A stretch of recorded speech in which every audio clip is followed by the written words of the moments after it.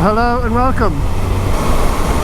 You might also notice, if you're a regular to the channel, that I'm on a different bike. Yes, I've got a Triumph Explorer XRT.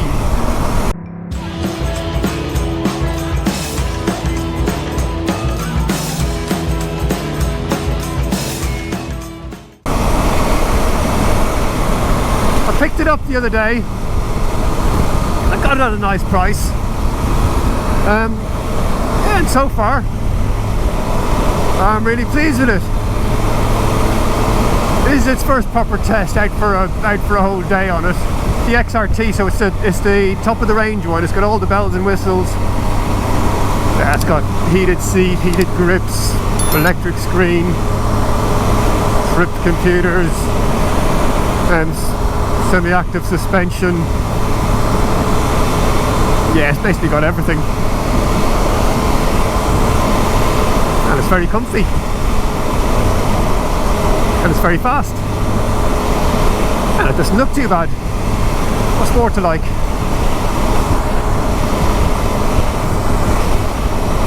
And it's blue, so it matches my jacket.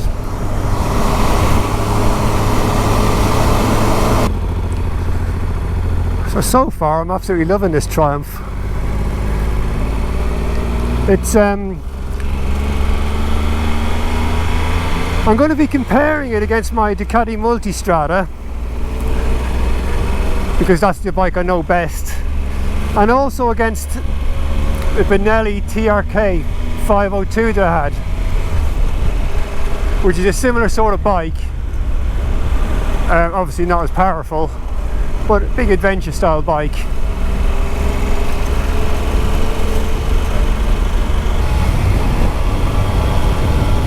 It's got a very similar riding position to the TRK 502. It even looks similar in some ways. Obviously the Benelli is a lot cheaper bike. It doesn't have, and it's only 500cc bike. It doesn't have anywhere near the power that this does. It doesn't have the electronics either, but it's got a very similar riding position, similar sort of weight. Yeah, so it's all similar that sort of way, but that's where the similarities end.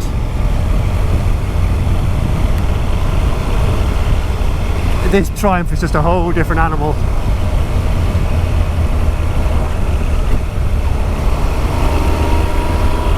Comparing it against the Ducati Multistrada, similar sort of bikes, that they're both sort of adventure style bikes, but the Ducati is definitely a lot sportier, a lot more aggressive. The riding position on the Ducati is definitely more, it's more sort of street fighter aggressive sort of style. Your feet are slightly further back behind you, the bars are a little bit wider. Ooh, lots of bikies here.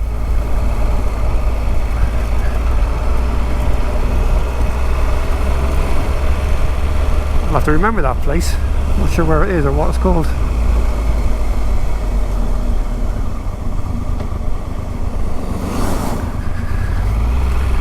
Yeah, so the Ducati is definitely a lot more aggressive in just in the riding style, and also in the power delivery. Even with the on the Ducati, even with one of the lower modes, that are like urban mode or something like that, it still feels more aggressive than this. It always wants to go. It's always wanting you to go faster and faster and give it more, and a bigger sense of urgency about it. Now this bike is it's not as fast as the Ducati, but it's not far off. It's got loads of grunt, but it's just a lot more civilized. It's I've got to stop saying don't I? Yeah, it's just more civilized. It just goes whooshes along, you know, compared to the Ducati. It's like a racehorse, that, you know, you're, come on, faster, faster, faster.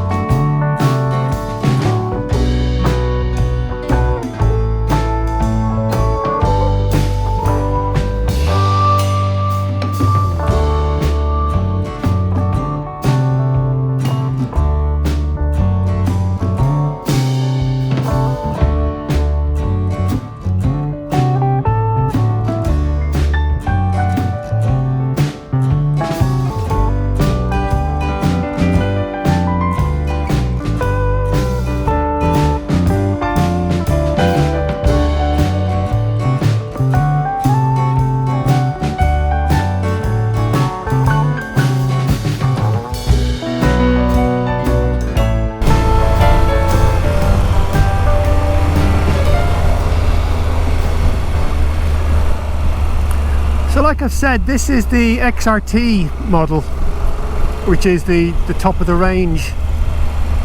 So it's got lots of little bells and whistles and nice little goodies on it. The where should we start? Well, the screen is adjustable, so that can be moved up and down on the fly. Now at the moment I've got a touring screen on this at the moment, which is, this isn't the standard screen, this is a touring screen, which is a little bit bigger than the normal one. It's still not quite high enough for me. I still get a blast of wind in the face or on the top of the helmet. I could get another little thing to go on top of it, but where do you stop? It starts looking a bit silly then with a huge big screen on the front. And I'm so used to being on bikes that, you know, to just getting hit in the face, you know, hitting the chest or whatever by wind. I've never really had a screen that I can get completely under because I'm too tall. But that's not the bike's fault, that's my fault for being too big. Let's lower that back down again. Then we've got semi-active suspension then. Now the suspension can be adjusted to got sport, normal, comfort, and there's also an off-road mode for it as well, and automatic. And then there's rider modes as well. So there's sport, road, rain, but I think off-road, something like that. And each one of those modes then obviously alter the characteristics of the bike and adjust the suspension and so on as well. There's the usual trip computers, miles to empty, miles per gallon, etc, etc. They're always very handy. We've also got heated grips and a heated seat, and I can tell you the heated seat works very well, because I had it on last week when I picked up the bike first. The heated seat was on. I didn't know how to turn it off. The switch for it excuse me, the switch for it is down here somewhere, just under the tank in front of the seat, and I couldn't find the switch for it, so I just left it on. But by the time I got home, yeah, I had a very, very toasty bum, so it definitely works well. And the passenger seat as well has also got a switch for that, so that's also heated. The other thing we got then as well is cruise control. Always a nice little thing to have. I don't really use cruise control that much, mostly because I'm on, well, roads like this and overtaking cars and speeding up, slowing down. But anytime I'm on a motorway or like that, or a dead straight road or something like that, and I use it, I always find cruise control is fantastic. Very handy to have and very nice.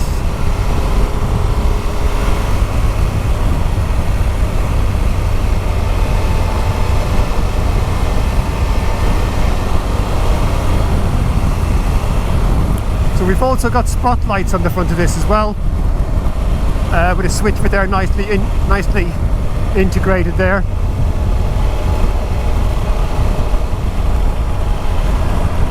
So I think that's all the extras really above what we normally have. We've got the usual things here in the clocks, obviously the speedo, the excuse me, the speedo, the fuel gauge, temperature gauge, clock, the outside temperature, ambient temperature of the air, and also tells you there what gear you're in as well, so handy little things to have.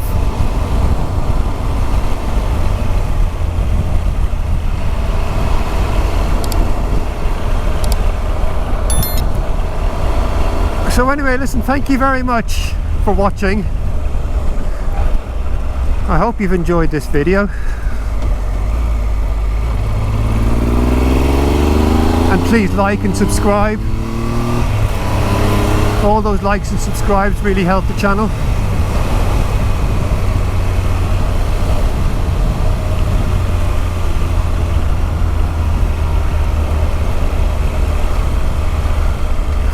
and I'm sure you'll be seeing a few more videos soon then with this Triumph.